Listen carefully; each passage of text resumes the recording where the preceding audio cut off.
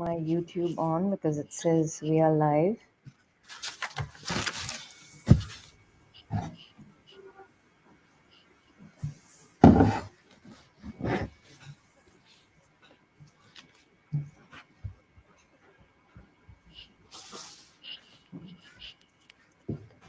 Yes, we are live. We are live.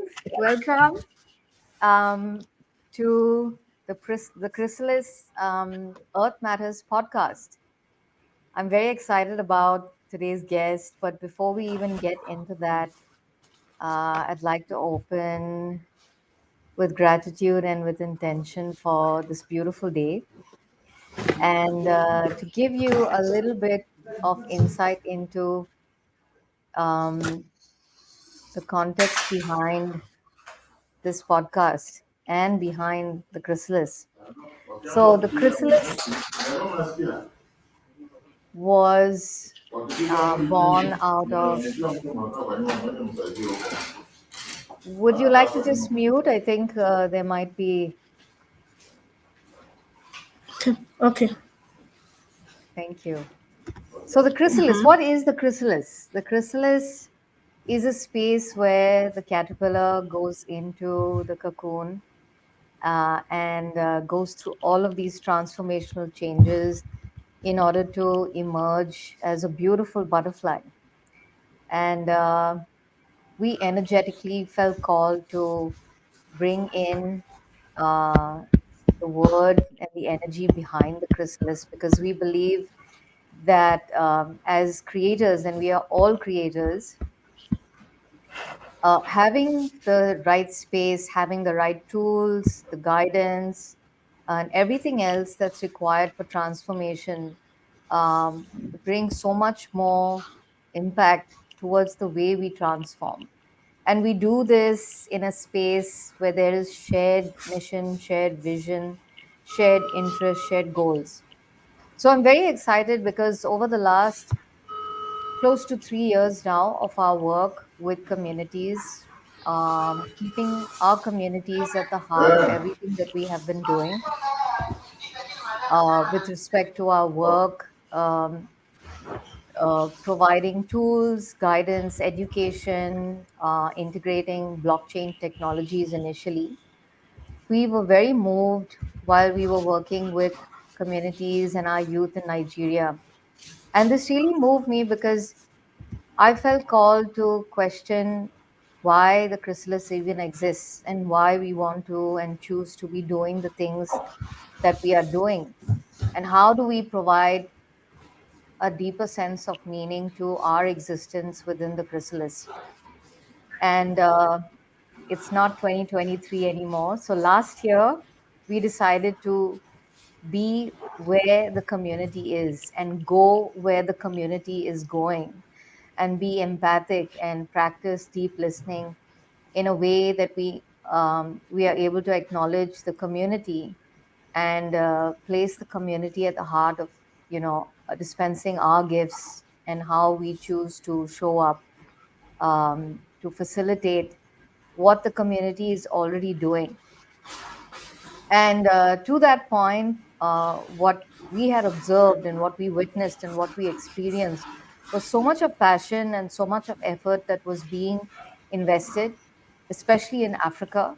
And this is really a dovetail into the upcoming conversation with my guest, because the youth in Africa are so inspiring, and it really drew me in because of the level and degree of involvement that I believe our youth in Africa are willing to invest and go deeper into to see it through, to see projects through, to see initiatives through with respect to sustainability, climate action, education, woman empowerment, and so many others that I believe our guest represents in today's conversation through her work.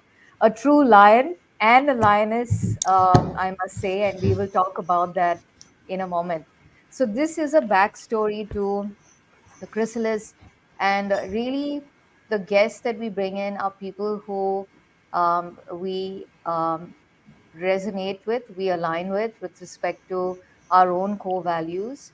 and how they have chosen to embody compassion, heart centric leadership for their communities.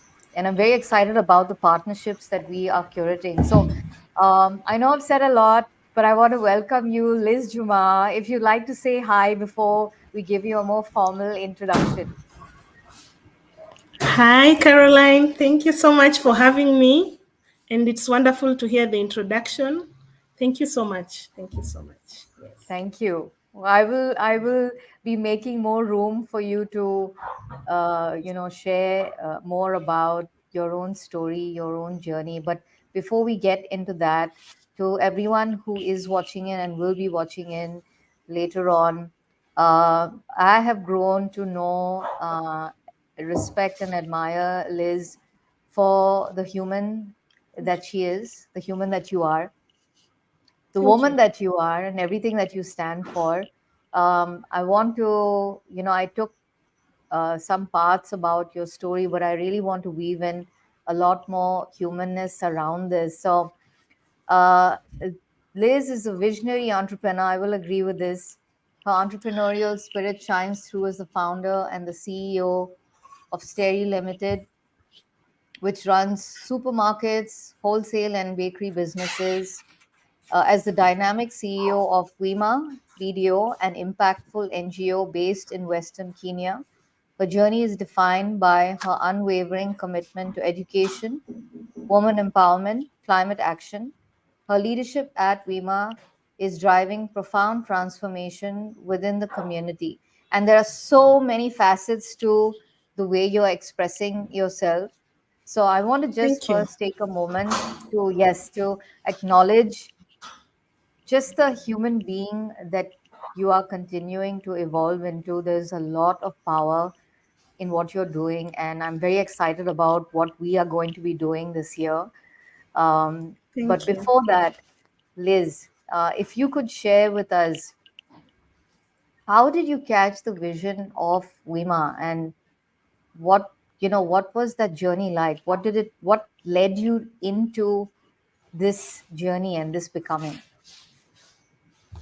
Thank you so much. So, WIMA was started by oh, thank you. So, WIMA was started by my parents 15 years back. 15 years back. And WIMA is involved, number one, in education and childcare. And having been a student at the school. We have a school at WIMA. So having been a student at the school that WIMA runs and seeing the work that my parents have been doing over the years to help needy children in the community, it just grew on me. And recently I came back from the city in Nairobi in Kenya and came back to the rural area to do business. And I felt the need to just help my mother who is retiring, to help her to take WIMA to the next level. And it's until last year that I became active in the leadership of WIMA. And I have now taken over her to take WIMA to the next level. And it just flows naturally because I have seen the work she has done in the community, and it's it is amazing. And also, as you've said, I am also a president of Lions Club of Bungoma, and the two roles supplement each other, WIMA and Lions, reaching out to the community to do much more, not just the education bit and not just the childcare bit, but we are reaching out to the community to do more environment projects, to do more women empowerment projects that we're also doing. And then, so that is what has the journey has been like. My parents, and then I have taken over, and I'm pushing forward the vision of WEMA, and I've created a strategic plan to take it to the next level in the next 3 years. Yes. Yeah. Thank you. I love that. So Yeah. what's coming up for me as you speak is just honoring and having the privilege of being able to witness, but also participate in uh, the vision that both of your parents have uh, invested their time, their efforts, and more importantly, their heart, and the vision that allowed them to start Wima, and that has really moved you. I can see that Yeah. because of just the Yeah. way that you say it. Yeah, there's so much of heart behind it. Uh, and I think it's really beautiful that, for a child to be able to acknowledge that about their parents is a very beautiful, natural handing over of Thank such a you. powerful legacy. Um, Thank you. and I also sense that while there has been some involvement between your parents and you as a child with respect to many of the things that your mother has done for you, I also I also see that for you it was your own out of your own volition that you felt moved to go deeper into this space and to take it forward. Yes, yes. Actually, I'll just talk a bit there, Caroline. I had told you that I was in business. You have introduced that I'm in business doing supermarkets, but you find that the business is very involving, and I got to a point I was like, I need time and space to give back. I just made a deliberate effort and I told God I need time and space to start giving back. And I had a very honest conversation with my mom. And my mom said that she's retiring and she doesn't have so much energy as she had before. Do I mind taking over the leadership of WIMA? That was last year. And I felt like that was the right thing to do, to start giving back more of my time into community service, more of my time into community development. And it has been wonderful. The progress we are making is so good. And now I'm almost 100% full time into this. So I am happy. And yeah, for me, it was something I felt in my heart that I needed to spend most of my time now giving back to people, to the community. Yeah, I felt called to do that. Yes. As you talk, I'm sure there will be people who are in the space of sustainability. But even if we were to take this out of the space of sustainability, just being able to acknowledge where our planet is right now, where we are as a civilization in this timeline, and to demonstrate the freedom to say, I could be, with my gifts and talents, I could be making like so much more money, opting to go the commercial way because it's very easy to do Yeah. that. And, Yeah. I'm kind of parallel processing a lot of what you're saying because I find myself right now, but over the last maybe like 3 to 4 years, in what you're talking about. And I know there will be founders out there, and I know there will be teams out there, and I know there will be communities out there who feel this, who feel what we are feeling. And to be honest, I have to also share um, that for a long time it was a struggle for me it, to be able to see, is it wrong, am I being a bad person by Yeah. by not going one way and going the other way, or vice versa, until I realized, and it, just circumstances and situations and experiences and my own inner work made me realize that I didn't have to look at myself that way. I didn't have to, be harsh with myself, because my intention, regardless of where I choose to place myself, is one of giving. True. And what you said is really about framing the giving in a more intentional way, and to acknowledge that maybe sometimes a middle path is also possible. We all need to sustain our living, but I Yeah. really believe, and I'm reminded of this book by Tony Shea, the ex founder The expert. of Zappos, in delivering happiness. He talks about a multitude of things with respect to meditation and mindfulness.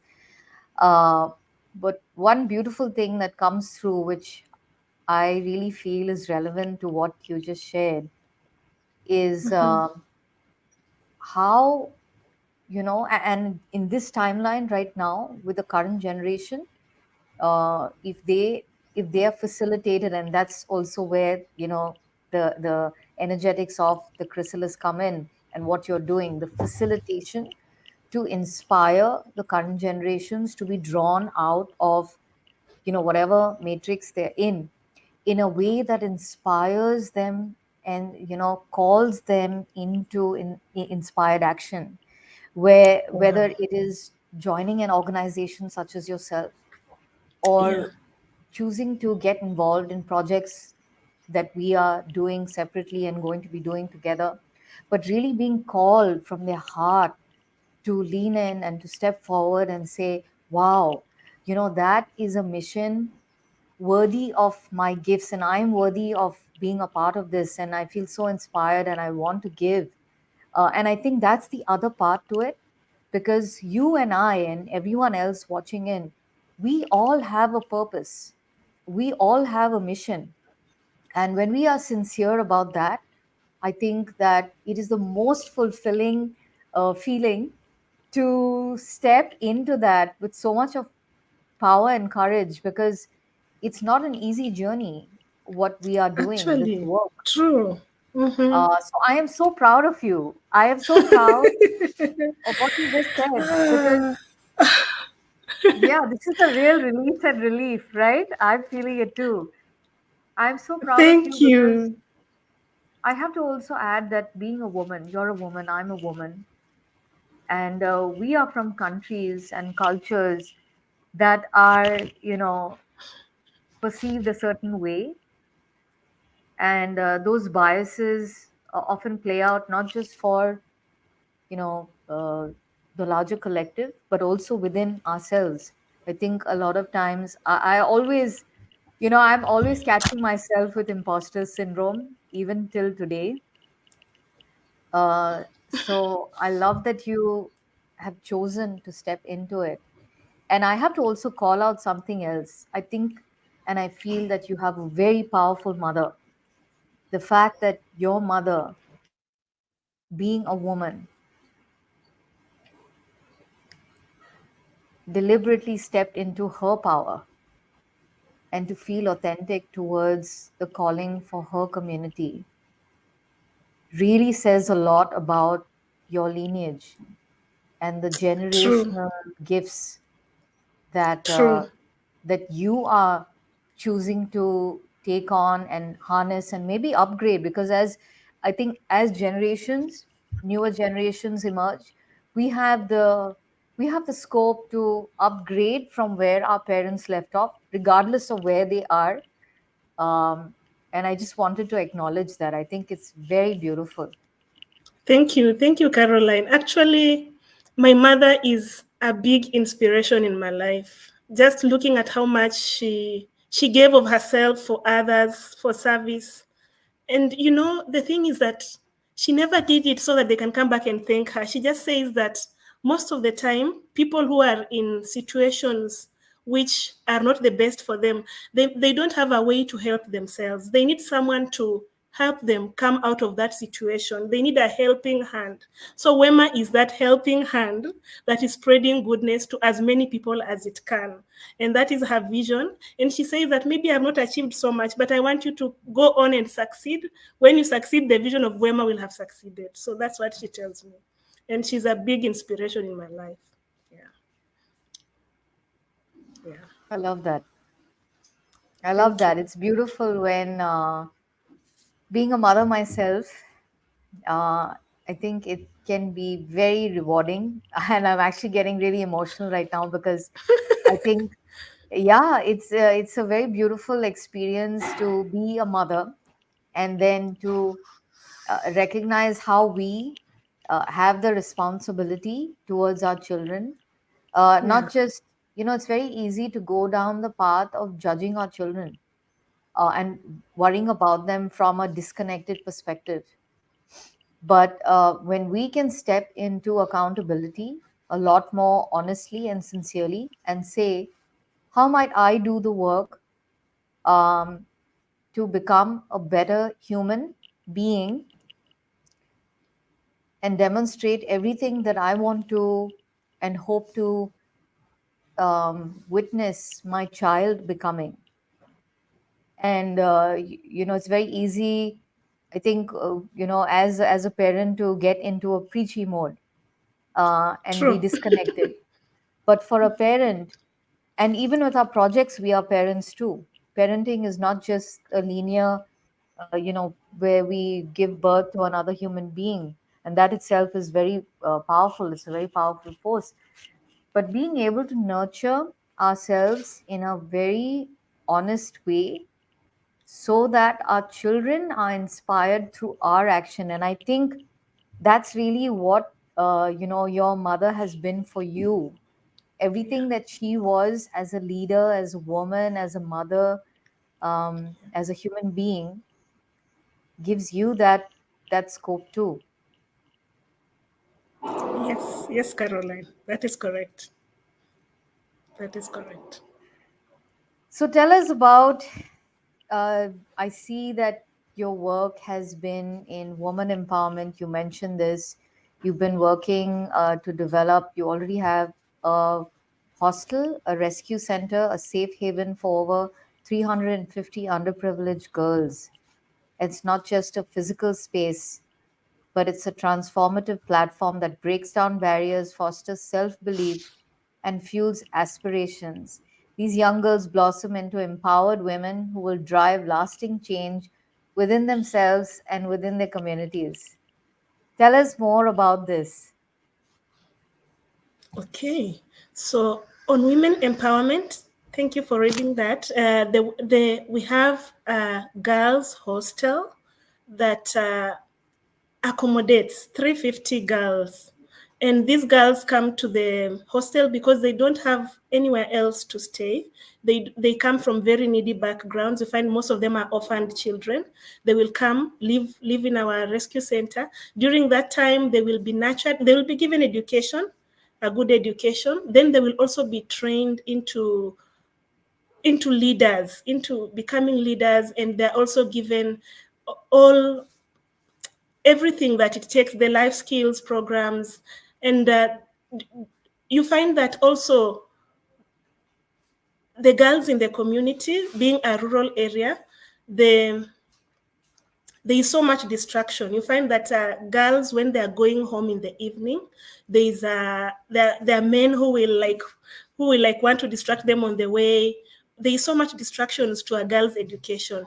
But when the girls are in this hostel, they do not have that distraction. They go to school, they come back, they do their chores, they do their homework, they go to sleep, and then they wake up another day, they again do the same. They wake up, they do their chores, they go to school, they come back, they do their homework, they have a meeting, and then you find that it provides a regular schedule in their life that they can lean on, and they don't have so much distraction, so they grow into women who are not who they don't have any hindrances in their education journey. So it is a safe space where they can not only get a good education, but they're also nurtured, and then they're also given self confidence classes, and they blossom into empowered women in the community. So that is the girls' hostel.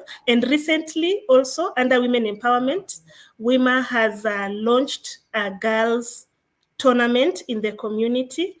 We have just concluded our first tournament, whereby we are engaging girls from different villages to form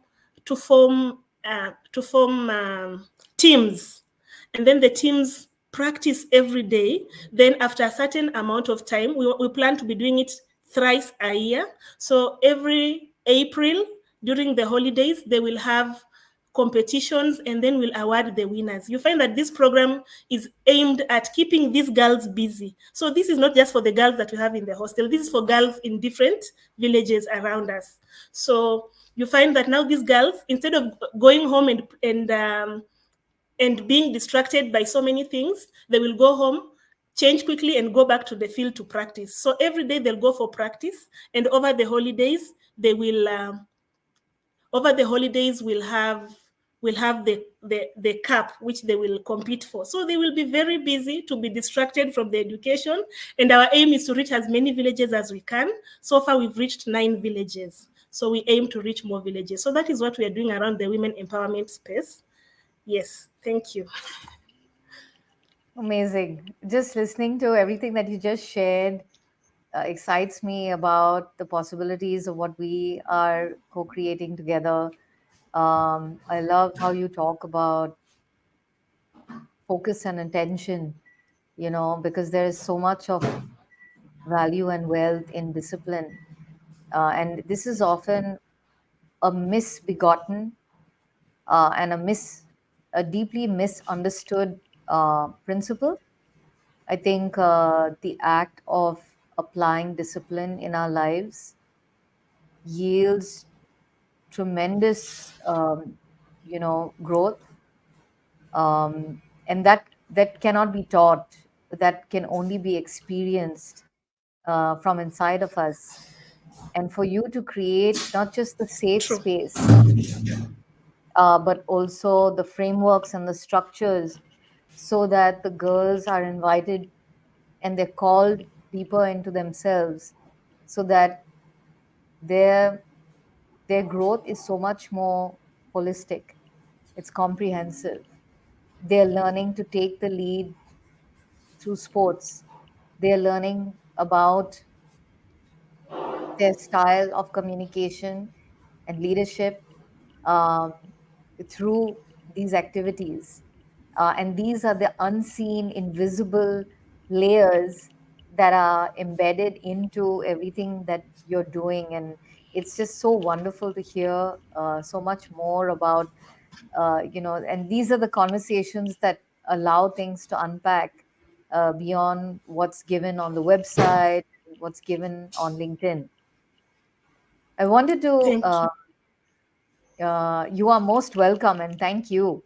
You Thank you spoke too. about empowering young men, and I found this to be very, very, uplifting. I think, and I have to say this, I've heard this a lot, and before I started the community that is alive and active in India with over 250 women. I never thought about this, but it was pointed out that, as a woman, you start all these things for other women, but what about the men? Who does things for us? Because even men need support. In fact, I believe that in today's day and age, it's universally, accepted as a belief. It may not be a helpful belief that women need support, but men need it too. They go through so many Yeah. things, and Yeah. a lot of times there's this belief that men shouldn't cry. They have to, be strong, and but that Mm-hmm. just feels Mm-hmm. very harsh and very dissociative from Yeah. an internal perspective.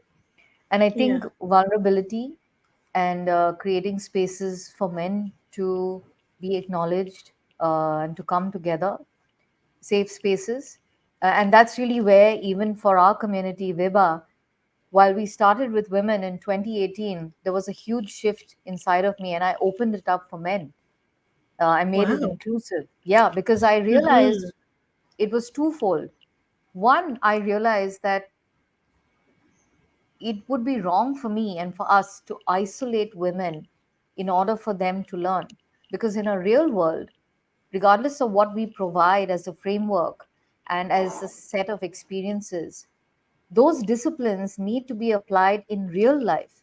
Women need to go True. back to their homes, their husbands, their sons, their communities, and we're not. living in an isolated world. We live in a real world where men and women equally participate. So we opened it up and we brought in mentors, we brought in, coaches who were men. And it was so beautiful because the men who are members are equally, um, have an equal acknowledgement of this inclusivity, and they also wanted that nourishment themselves. Wow. And so I'm very excited for you to unpack what you're doing. I'm hesitant to pronounce this, but the boys center called the Brennan House. Please tell us more That's about that. right. So, Brain House is a boys' center that accommodates 250 young boys and men. So basically, I like what you've said. Truly, you find that everyone is working towards girls' empowerment, but where are our boys? They need to come along because these girls, they need even men to marry in future. We need to empower these young men. So Amen we to that. we yeah. So this this center is also just similar to our girls center. You find that we accommodate these boys. They also come from needy backgrounds. You find most of them are orphaned boys. They will come here and then they will have time for their education. And apart from that, we also have life skills programs. We have different holistic programs that are aimed at nurturing them into responsible people. So in the home, they will they will they will come maybe after school, because all of them will go to school. Then they will come back after that. They do the chores. There's the work that they need to get done, teaching them responsibility. So you find that apart from teaching them responsibility by doing the actual work, we also have talks for them. We also have career guidance for the older boys who are in high school, grade 8 to 12.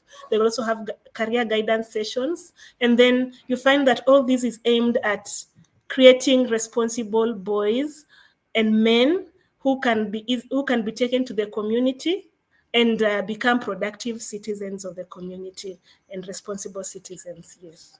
So it's a good How initiative lovely. and I like it. It's called the Braining House. Braining Brain House. in. Yes. Okay. Yes. Creating Yes. responsible boys and definitely responsible men as well. And, Yes. this speaks to me as a mother. Um, for my son, I'm at a juncture where he is stepping into young manhood. And I'm always cognizant about and just aware of the journey that I uh, recognize I must facilitate as his parent, um, so that he can, it's like you said, develop better responsibility for himself, for his life, and for the family and the future that he will choose to co create.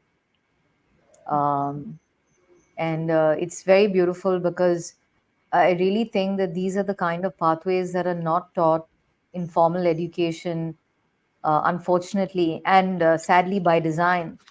That I feel as I'm talking to you must be a lot more perpetuated. It has to be perpetuated, these kind of frameworks. And, as I'm saying this, I know that we are live, but I'm just thinking about how this too can be a framework that we can co facilitate for larger communities. I'd love to bring my son into it because he is very Wow. humanitarian centered. And I believe providing these kind of opportunities to facilitate it draws out those very skills that we're talking about: responsibility, the ability to respond, to nurture and Wow. cultivate not just the masculine, but also the feminine in men, which is very, very powerful.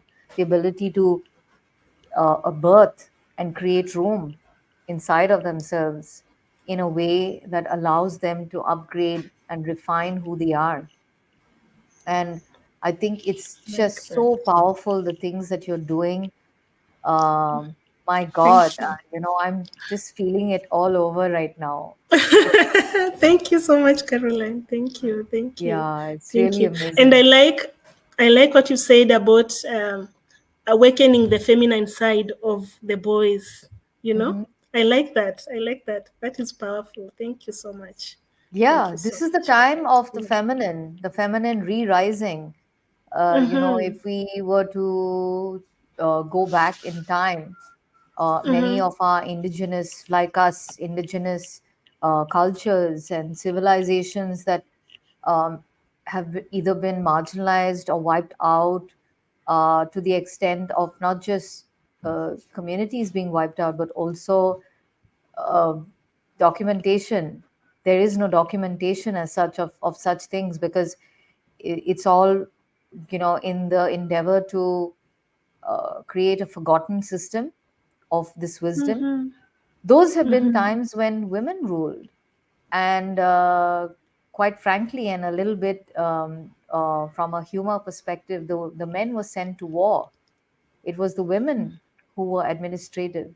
It was the women who wielded Mm-hmm. power and used their nurturing, inclusive skills in order to bring families together, bring communities together, because we do this very naturally. And men were sent to war because war was considered frivolous in those times.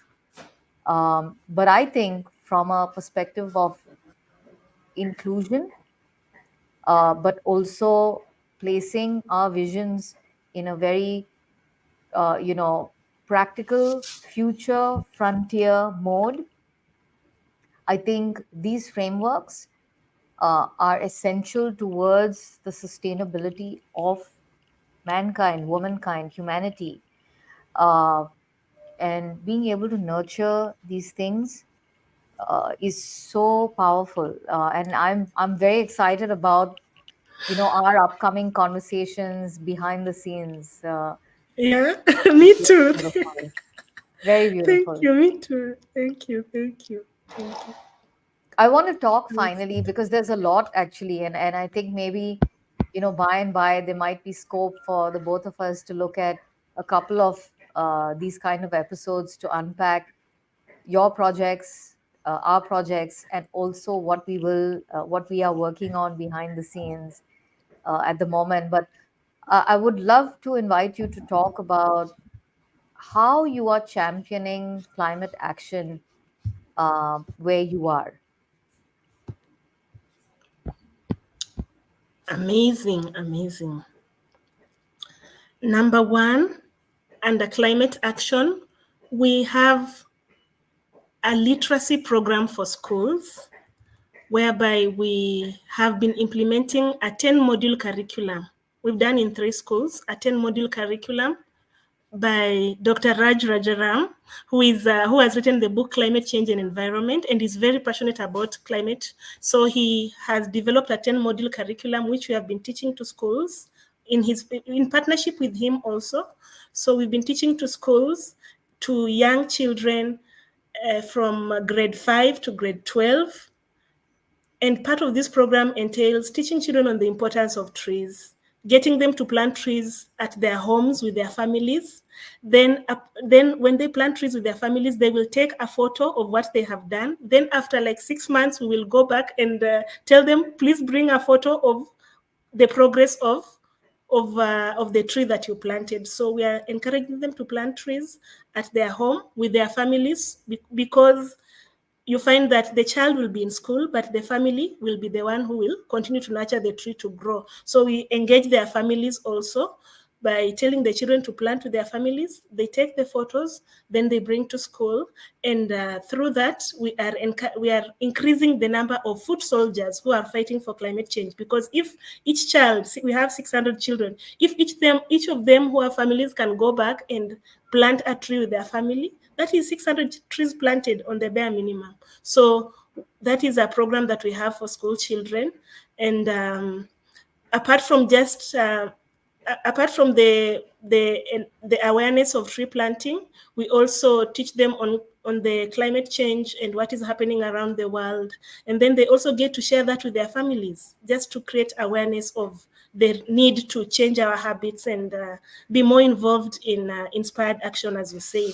So the Green Schools program is basically just for young girls, young boys in schools from grade 5 to 12. That is our target age, to know more about climate change and to be actively engaged by planting trees. And then we also do market cleanup activities with the children. So you find that apart from planting trees, they're also doing market cleanup and several other outreach activities. Like some of the children also went to other schools to tell them about the Green Schools program.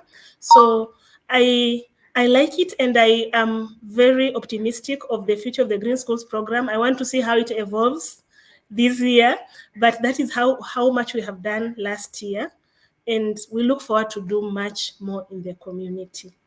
We have planted like 3,000 trees in the community to date, and we are happy, and we look forward to much more progress under the Green Schools program.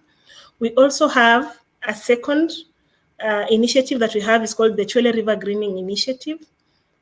Chwele River is a major river that drains into one of the lakes in Western Kenya called Lake Victoria. So we have started an afforestation initiative so that we can plant the trees along the banks of the river to avoid soil erosion. So we started this initiative like 6 months back, and it has been very fruitful. We have planted a number of trees with farmers. I will talk about the farmers also in another point, but we are planting with farmers so that they can take initiative of the program and be more involved. So we are planting with farmers along the riverbanks, and we are just creating awareness for the farmers to know why is it that they are doing this. So how will it help the future generations, and how will it help them right now? We are also advocating for them not to throw plastics into the river or along the riverbanks. All that we are just creating awareness of the need to sustain the river because it is a major river in Western Kenya. Then we also have a third initiative called the School of Forest Farmers. School of Forest Farmers is an initiative that was developed by DNA Life organization, which is in India. We have partnered with DNA Life organization to establish a chapter in Kenya, whereby we are engaging farmers to tell them more about mixed crop farming, whereby they should engage in farming at least 5 or more varieties of fruit crops and of fruit crops, so that to ensure that they are not only planting economically viable crops, but also crops that can help towards mitigating the effects of climate change. So we have those 3 programs, and all of them are programs that are very close to our hearts, and we are championing them forward into 2024 to see how much more support from the farmers, and how much more people we can get into these programs. Yes, so that is it, and we are very, very happy and optimistic about the future of our programs. That's amazing. Thank you. That's amazing that you are able to start and spiral it out in a way that you're continuing to involve the communities, continuing to build deeper and greater depths of awareness, because we do better when we know better, and True.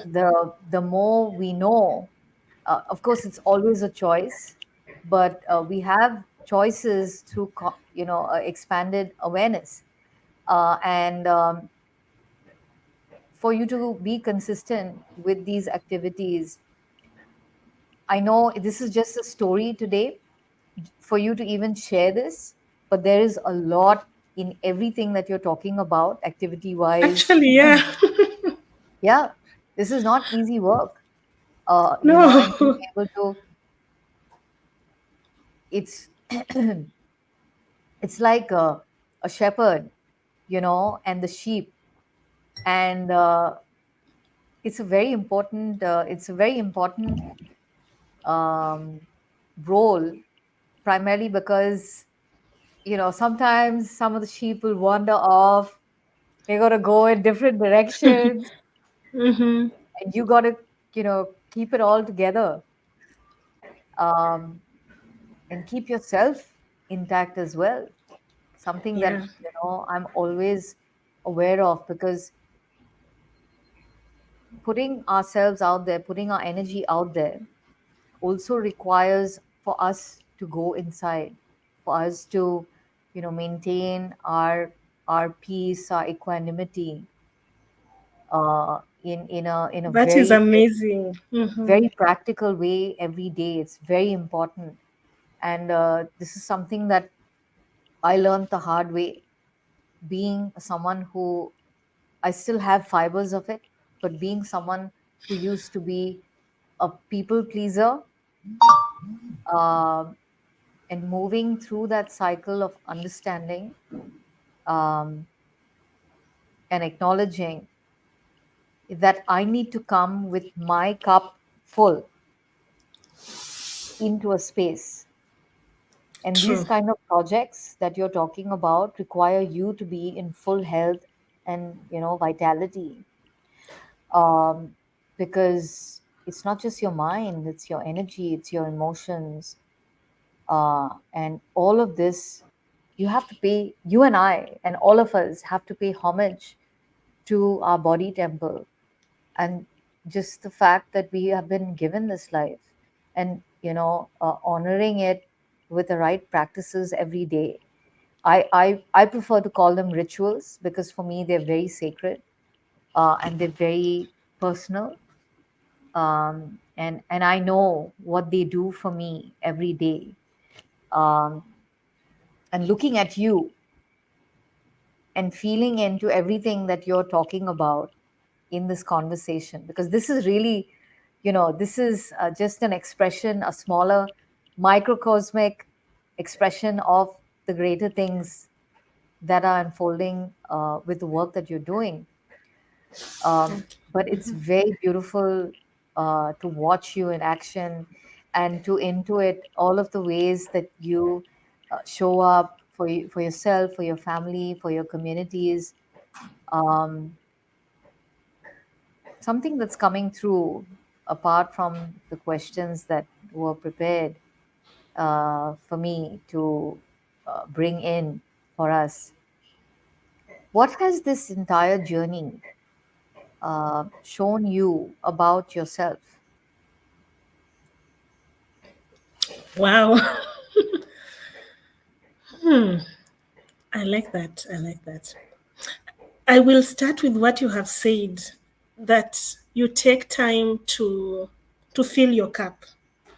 And I will be very honest, for me, being naturally a giver and being someone very hardworking and ambitious, I'll find that I work so hard and I'm always like, I'm always like, next, I need to get this done.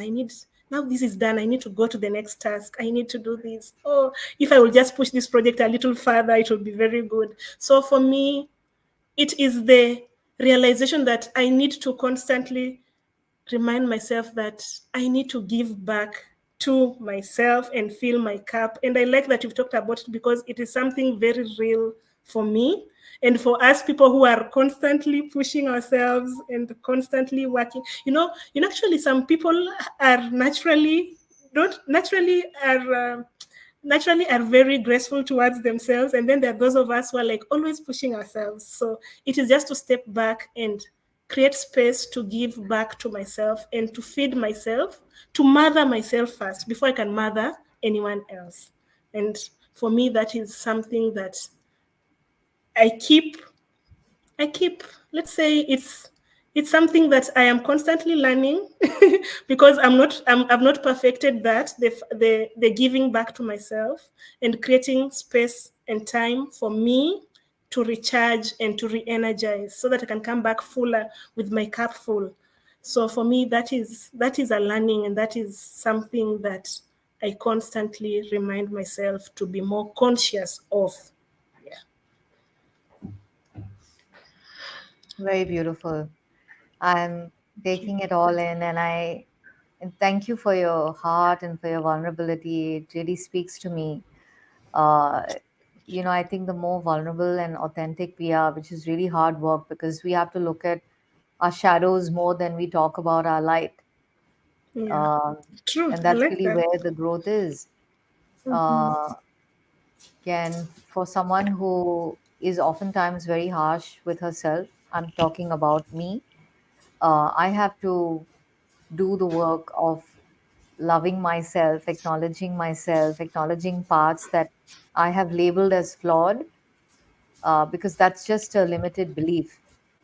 So thank you for sharing that and for sharing your heart and all of the work that you're doing. It's such an honor to know you, to get to know you better, and a privilege to step into 2024 with the work that we I can see is a starting point, an entry into many other things that I'm already beginning to recognize as being deeper pathways on this journey together.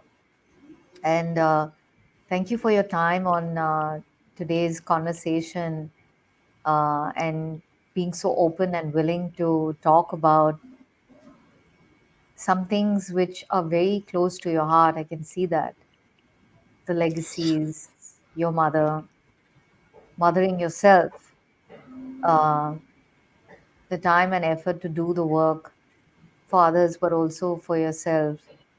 I just wanted to take a moment to appreciate all of that inside you. Thank you. Thank you, Caroline. Thank you. Thank you.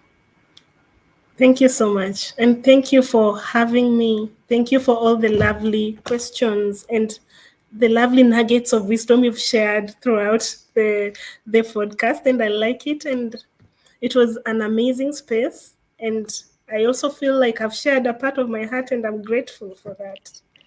Yeah. Yeah. Yeah. So, how do people find you? Where can you be found? Wow. So Wema is located in Kenya, Western Kenya, and in Bungoma. And online, we have social media presence. We are on Facebook as Wema Bukembe Development Organization.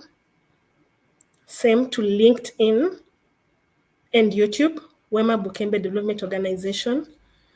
We are on Instagram as Wema BDO Official, and we are on TikTok as Wema BDO. Yeah. Our website is wemabdo.org. And for any emails, we are found on info@wemabdo.org. Yes. Thank you so much.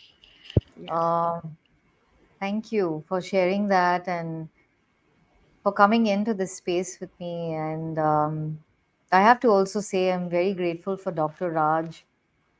Rajaram. I think he's a very, very wonderful human being.